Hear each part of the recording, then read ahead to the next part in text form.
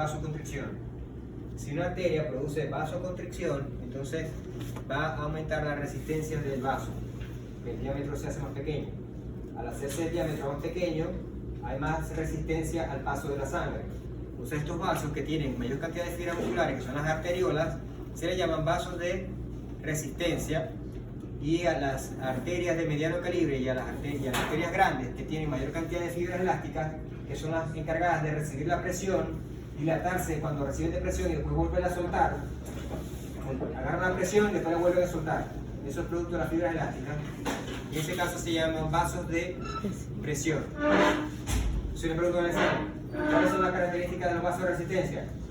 Los vasos de resistencia que tienen mayor cantidad de fibra músculos. muscular. ¿Quiénes son? Las arteriolas. ¿Cuáles son los vasos de presión? Las que tienen fibras Las elásticas. arteriolas, que tienen igual cantidad de fibra muscular y elástica, o mayor cantidad de fibras elásticas. ¿Cuáles son esos vasos? Las arterias mediano calibre y los grandes vasos. Eso lo vemos ahí. Son vasos de ¿Y presión. esto? Esa es la diferencia entre los vasos de presión y los vasos de resistencia. Son los de presión tienen mayor cantidad de fibras elásticas y los de resistencia tienen igual o mayor cantidad de fibras musculares.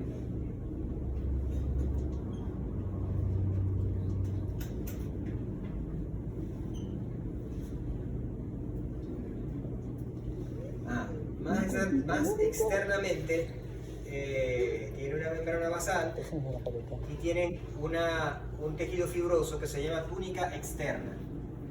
Entonces, si aquí vemos una arteria y vemos la vena, si vemos que la arteria tiende a tener su forma, eso lo vamos a ver más adelante, la arteria siempre tiende a tener su forma, mientras que las venas tienen menor capacidad de mantener su forma, inclusive se pueden colapsar. Las arterias siempre mantienen su forma. Eso que podemos identificar lo que es una arteria y una vena rápidamente. Bien, entonces externamente los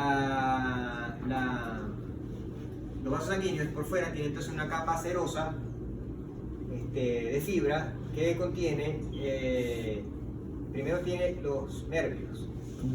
Esa capa que contiene nervios que está alrededor de los vasos sanguíneos se llama nervio vasorum. ¿Recuerdan de anatomía? No. O de histología. De histología, el vasorum. El vasa vasorum. Y el vasa vasorum, que son unos microvasos, o sea que el propio vaso sanguíneo tiene una nutrición por microvasos que se originan del mismo o de los vasos que están por los lados. Son unos microvasos que le dan alimentación entonces a toda la pared del vaso sanguíneo. O sea que el vaso sanguíneo no se alimenta de su propia sangre, sino que está alimentado por vasos sanguíneos microscópicos que vienen alrededor del vaso sanguíneo en la túnica externa. ¿Ya? ¿Se acuerdan? Ajá. Y la parte más pequeña del circuito, que son los capilares, la característica que tienen es que solamente tienen endotelio. No tienen ni capa muscular ni tienen capa elástica. Solamente tienen endotelio con una membrana con la parte de afuera que es la túnica. También le dicen membrana basal, que esto aquí como azulito. Bien, entonces si vemos una arteria, claro, aquí el tamaño está como equilibrado, o sea que le agarraron el tamaño y lo pusieron unas 3, pero obviamente esto tiene apenas unas micras. O sea, las arterias se ven a simple vista, se ven las arterias. Bien, entonces vemos la característica que tiene, ¿cuál es? Que tiene apenas el endotelio y por fuera la membrana basal. No tiene ni capa muscular ni tiene capa elástica. Por lo tanto, esa pared tan delgada es lo que le permite el intercambio entre la sangre. El espacio de adentro de un órgano hueco se llama lumen. Ustedes ven un órgano que tiene un hueco. Un órgano que tiene un hueco, el intestino, la uretra, el vaso sanguíneo, el esófago, lo que tiene un hueco por dentro, ese hueco se llama lumen. O sea, ese lumen permite el intercambio, esa pared tan delgada permite entonces el intercambio entre la sangre y el tejido que tiene que alimentar, darle nutrientes y darle oxígeno. Bien, bueno, esto para que se acuerden que hay varios tipos de vasos sanguíneos. Hay unos sanguíneos que solamente permiten pasos de ciertas sustancias, o sea que su pared es selectiva, y otros vasos sanguíneos que son más Fenestrados. o sea, tienen unos huecos y dejan pasar más Nunca había cosas. visto O sea, cómo se ven esos vasos vasos sanguíneos pueden pasar, No creo que se vea dejan así. pasar células. Pero la creo que mayoría de los sí. sanguíneos son así, Sí, que están solamente bien. son las paredes, solamente Parece dejan que le pasar pegaron a tiro, ciertas que- sustancias. Yo sí creo que se ve Ese así. vaso sanguíneo entonces es No me da más como la piel, compadre. Yo me imagino con muchos huequitos, huequitos.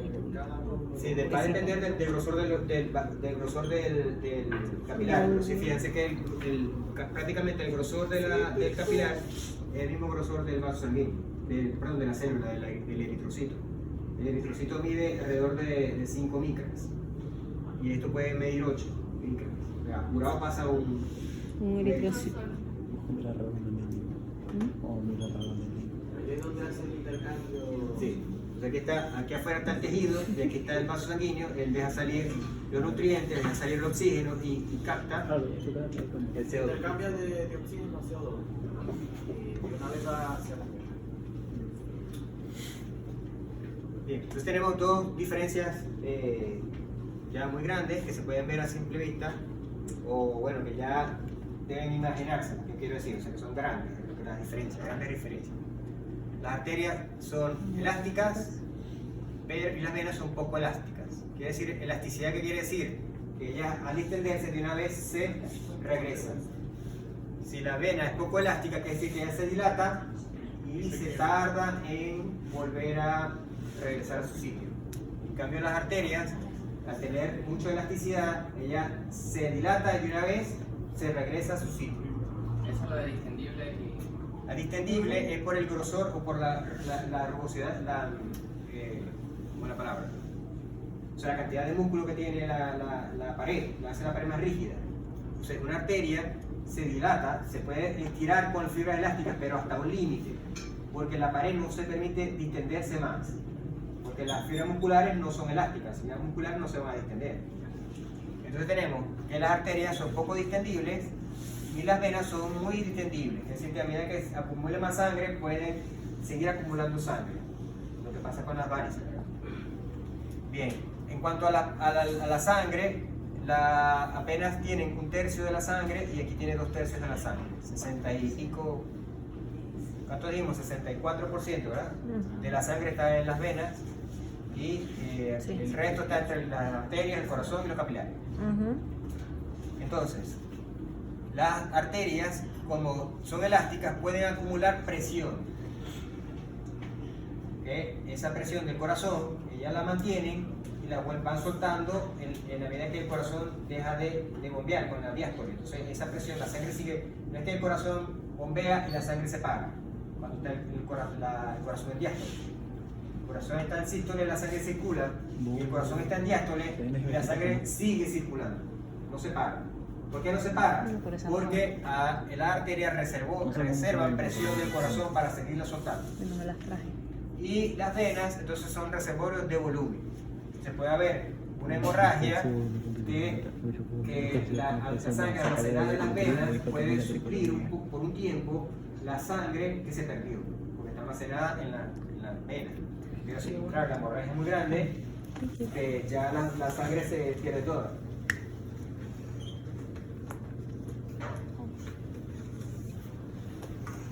Bien, entonces, en resumen, puro resumen. Las arterias, siempre las arterias en los dibujitos las pintan en rojo y las venas las pintan en azul. Entonces, las arterias transportan presión elevada, sangre con presión elevada hacia los tejidos, tienen pared gruesa con tejido elástico, ya dijimos, ¿verdad? Y esa pared tiene músculo liso y tejido conectivo. Le da elasticidad, pero no le da capacidad de distensión. En cambio, las venas tienen mayor capacidad, o sea que la pared, capacidad de almacenamiento, pero la presión es baja y las paredes sí se pueden distender. Y su función es el transporte de la sangre y el almacenamiento de la sangre. Bien, los capilares tienen una sola capa de células endoteliales, lo que permite el intercambio de líquidos, nutrientes, electrolitos, hormonas, entre la sangre y el líquido intersticial, que es donde están las células. Bien, la arteriola es el intermedio entre la arteria y el capilar, entonces son paredes de músculo liso y ese músculo liso tiene la capacidad de contraerse o de dilatarse. la medida que se contrae produce vasoconstricción y la medida que se relaja produce vasodilatación. Entonces estos son sitios donde se modifica la resistencia. Es decir, ¿qué pasó con los niñitos de los Andes que tienen los cacheticos rojos? Hubo vasodilatación hacia la piel, circuló más sangre y el cachetico se les puso rojo por el color de la sangre. ¿Qué pasa con la erección? Hay una vasodilatación de las arterias, circula más sangre, y hay una vasoconstricción de las venas, por lo tanto hay acúmulo de sangre en los cuerpos cavernosos y el pene aumenta de tamaño. Entonces esa capacidad de las arterias de aumentar, de contraerse, de dilatarse, controlan las funciones de muchos órganos. Bien, ahora entramos a la clase más complicada. Ya vas a... O sea que lo de antes era sencillo. Bien, lo puse en foto aquí. Bien, la hemodinamia. ¿Qué es la hemodinamia? Hemo viene de sangre. Y dinamia viene de movimiento. Entonces, de hemodinamia es la disciplina que se encarga del estudio de los principios que rigen el flujo de la sangre por los vasos sanguíneos. Se llama hemodinamia. Inclusive hay una parte que se llama hemodina, que es el que le ponen a las personas cuando están conectadas y le conectan la sangre y mantienen la sangre en movimiento. Bien, entonces básicamente hay muchos más, pero vamos a estudiar un poquito. Los principios que rigen el flujo sanguíneo son leyes de Pascal, el gasto teórico, el teorema de Bernoulli y la ecuación general del flujo.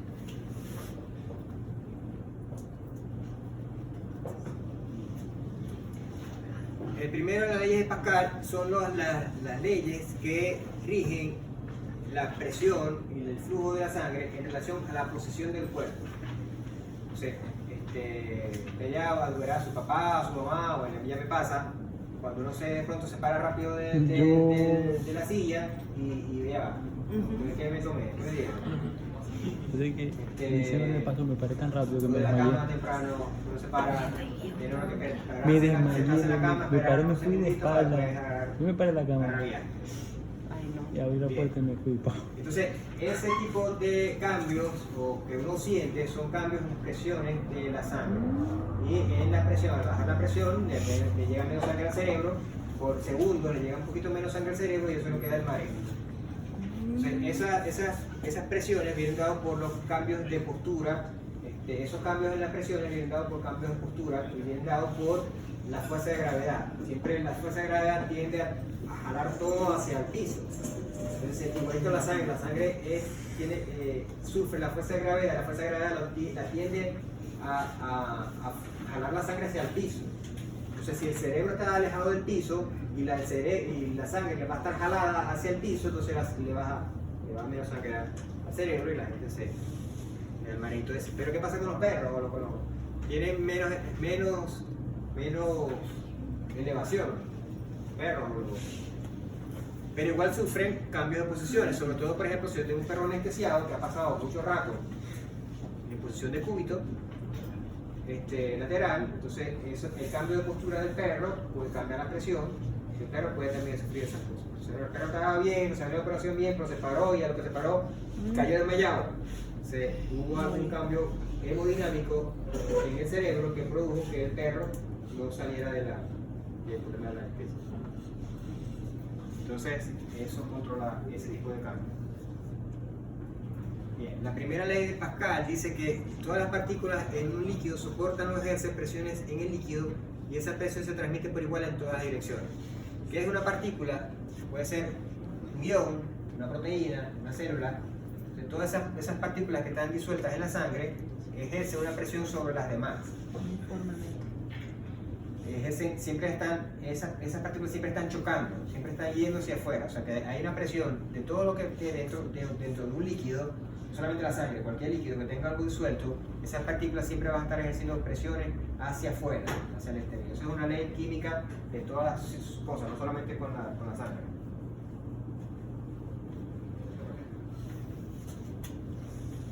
La segunda ley dice que cuando las partículas están ubicadas en el mismo nivel, la presión que ejerce la partícula sobre su entorno o sobre las otras partículas es igual. O sea, esta partícula B ejerce la misma presión sobre el líquido, sobre las paredes y sobre lo que está alrededor, que esta partícula A está ejerciendo presiones. ¿Por qué? Porque están en el mismo nivel, está en la misma distancia del suelo. Si está a la misma distancia la A que la B del suelo, la presión que tiene ella sobre las paredes, sobre el líquido, sobre lo que está aquí alrededor, es igual que estas dos. ¿Sí?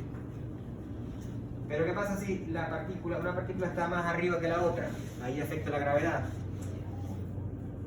Entonces, esta partícula tiene más presión sobre ella porque, esta tiene más presión porque no solamente está ejerciendo las presiones del líquido que está aquí, sino que tiene una columna por encima de ella que le ejerce presión. Y esta presión es la gravedad. Por eso nosotros vamos bajando al que le guste buceo, no puede bajar de cierta profundidad, porque le empiezan a sonar los oídos, le empiezan a hacer presión en los ojos, porque tiene una columna de agua por encima, desde la superficie hasta donde está buceando. Entonces esa cantidad de agua no cree que está ahí simplemente buceando, no. A medida que va bajando, hay más peso sobre la persona porque el agua, hay más peso desde donde está la persona hasta la superficie. Y esa presión va aumentando sobre la persona a medida que va bajando de profundidad. Hay más agua entre la persona y la superficie. Por eso que lo que decía en esta clase, que las personas cuando bajan a las profundidades esas que usan luces, tienen que usar un submarino lleno de unas paredes muy gruesas para soportar todo el peso que hay desde agua, de la superficie hasta los 1000 metros que hay hasta donde están los submarinos. Entonces eso pasa con todas las partículas. A medida que la partícula está más hacia el piso, o sea que está en una columna, hay mayor presión. Entonces hay mayor presión cuando una persona está de pie. Cuando una persona está de pie, hay donde tiene más presión sobre la sangre, hablando en forma hemodinámica. ¿En el cerebro o en los pies? En los pies. Hay más presión porque hay una columna de sangre más alta hasta donde está la partícula. Entonces, ese cambio de presiones afecta a la hemodinamia y es la primera ley de... El otro principio es el gasto teórico. Eso después lo vamos a retomar más adelante cuando hablemos del flujo sanguíneo. El gasto teórico es cómo se mide, está aplicado al vaso sanguíneo en relación a la velocidad que lleva la sangre que sale de todo el sistema. Habíamos hablado de que cuando el corazón bombea sangre, sale una cantidad de sangre del corazón, la misma cantidad de sangre que salió del corazón le entra por la aurícula derecha. O sea que el circuito sale el 100% de sangre, no, 100% no se acuerdan de ahí un remanente, ¿no? Pero sale un volumen de sangre a la aorta, ese mismo volumen de sangre entra por la vena cava. Porque si no, ¿qué pasaría? El corazón o se explota, si le entra más sangre que la que sale, se explota, o el corazón no bombea suficiente si no llega suficiente cantidad de sangre. O sea, la misma cantidad que el corazón saca, es la misma cantidad que el corazón se le mete.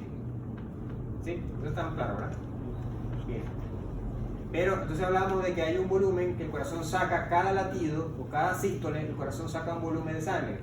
Eso le llamamos volumen sistólico. ¿Verdad? Okay. Y después ese volumen sistólico, si se multiplicaba por la frecuencia cardíaca, se denominaba gasto cardíaco. Gasto cardíaco. Entonces, el gasto cardíaco es la cantidad de sangre que bombea el corazón en un minuto, porque es multiplicar el volumen sistólico con la frecuencia cardíaca. ¿Cierto? Entonces, nosotros vamos a medir el gasto cardíaco en litros por minuto. Es el volumen de sangre que bombea el corazón en litros en un minuto. Ahora bien, me interesa saber, de este gasto cardíaco, me interesa saber cuánto es por segundo. O sea, él bombea, yo divido los litros entre 1000 y en el minuto, son 60, entonces me da cuántos mililitros bombea por segundo. Mililitros por segundo. Bien, este mililitro por segundo es lo que se llama gasto teórico. O sea, es parte de lo que se llama gasto teórico. Y aproximadamente es 83.3 ml por segundo. Cuando yo relaciono algo con segundos es velocidad. ¿Cómo mido la velocidad de un carro? kilómetros por hora, ¿cierto? Estoy relacionando un valor con el tiempo.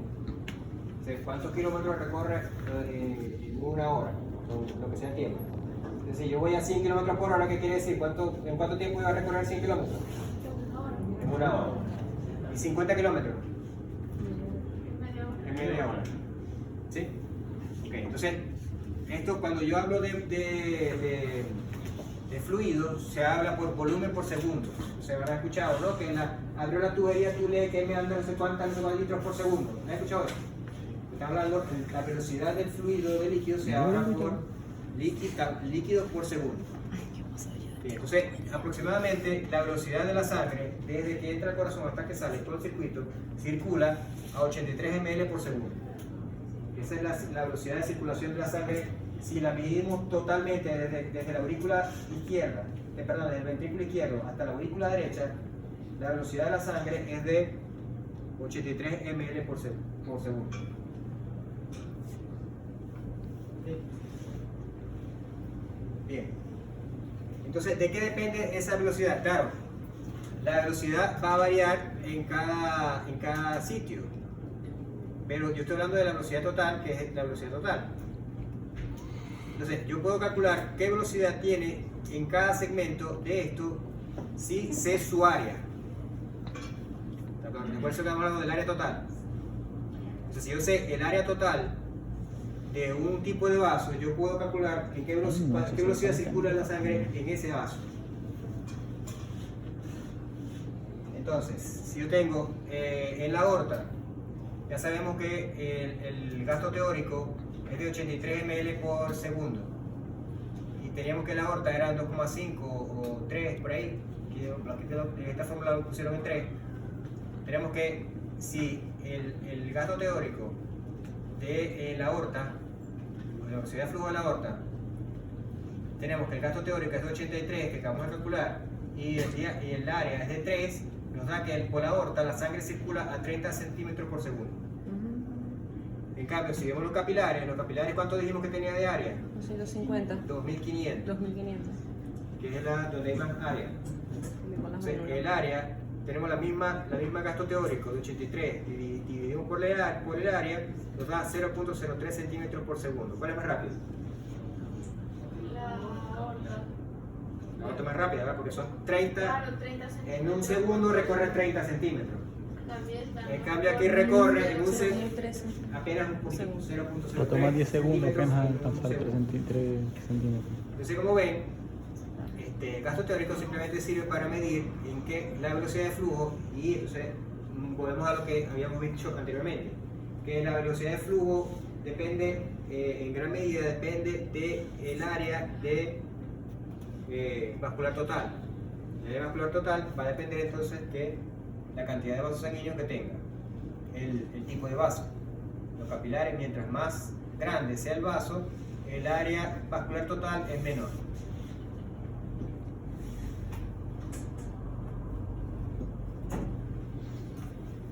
Bien. Este es el teorema de Bernoulli. El teorema de Bernoulli habla de la energía que requiere la sangre para poder fluir. Bien, entonces la energía de un sistema de vasos continuados es constante. ¿Qué quiere decir esto?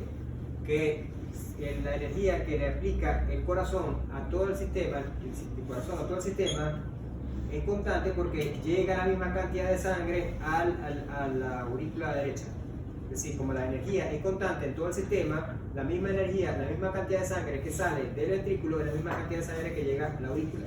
O sea que la energía es la misma en todo el sistema, como sistema. Y esta energía es la suma de las diferentes formas de energía que se expresan en este sistema. Entonces, vamos a ver que para que el corazón se mueva hay diferentes energías. La energía cinética, que es la que proviene del corazón, que cuando el corazón se para, se detiene, ya no hay más energía cinética, las demás energías ya no tienen casi efecto y la sangre deja de fluir, y por lo tanto no llega sangre al cerebro y la persona se muere. O sea, la energía cinética, esta sección de la ecuación es la que es más importante, que es la energía cinética la que provee el corazón. Pero también requiere una presión lateral, que es la que mantiene el vaso sanguíneo abierto, la energía contra la resistencia, que es la energía que tiene que adicionalmente poner la sangre para pasar pegado a las paredes, que dijimos que las paredes las van a frenar, ¿verdad? Entonces, esa energía, la sangre tiene que tener una energía adicional para pasar pegadito a las paredes. Y la presión hidrostática, que es una presión que no me acuerdo qué, que lo diremos más adelante. O sea, estas presiones hidrostáticas son las presiones de un líquido que funciona como líquido. O sea, dentro del líquido hay presiones que van hacia afuera y hacia adentro, hacia el interior del líquido, como hablamos en la partícula anterior. Esas presiones hidrostáticas también tienen que vencerse, porque la sangre tiene que fluir en un sentido y el líquido también tiene presiones hacia el contrario.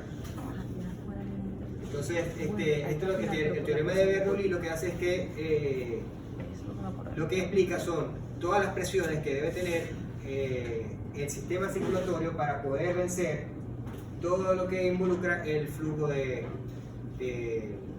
sangre. Entonces tenemos la energía cinética, la presión lateral, la resistencia y la hidrostática. ¿Qué es eso de bebé? ¿Dónde? Masa por velocidad. Eso es Pero voy a tener que traerme para el parcial de fisiología. El segundo bloque. de bachillerato. No me acuerdo. Bueno, vamos a parar aquí. Y ya una pregunta. Bueno, eso ¿Ya?